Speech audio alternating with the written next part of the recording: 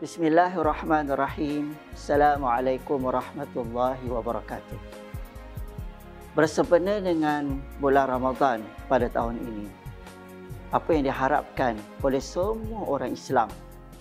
Pertama sekali, hendaklah bulan Ramadan pada tahun ini biarlah berbeza dengan bulan-bulan yang lain.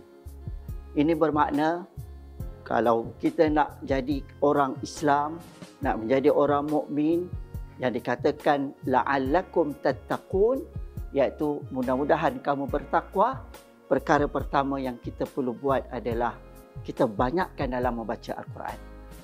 Sebab apa kita perlu membaca Al-Quran? Dalam hadis telah menyebut, man qara'a harfan min kitabillah falahu bil hasanah wal hasanatu bi 'ashri amsalha, la aqul alif lam mim harfun walakin alifun harfun wa lamun harfun wa mimun harfun atau kama qala. Barang siapa di kalangan kamu yang membaca satu huruf daripada Al-Quran, maka ia akan mendapat satu ganjaran. Dan satu ganjaran itu pula telah digandakan kepada 10 pahala. Dan Nabi katakan, tidak aku katakan alif lam mim itu satu huruf, tetapi alif itu satu huruf, dan lam itu satu huruf, dan mim itu satu huruf. Jadi, ini bermakna kalau seseorang membaca Al-Quran dengan satu huruf sahaja, ia akan mendapat 10 pahala. Jadi, tuan-tuan bayangkan, kalau pada bulan Ramadan, kita membaca Al-Quran setiap hari, selepas subuh, sebelum subuh, selepas zuhur, sebelum zuhur, sampai kepada isyak dan sebelum tidur. Berapa juta pahala yang kita dapat dengan membaca satu huruf. Inikan lagi kalau orang itu dapat memahami apa yang dibaca.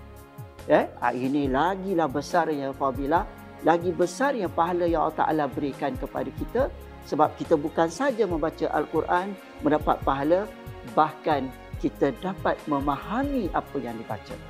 Dan inilah yang disarankan dalam agama kita, bahawa seorang itu bukan saja dia perlu belajar dalam membaca Al-Quran. Kemudian yang kedua, setelah dia belajar, dia boleh membaca Al-Quran dengan baik.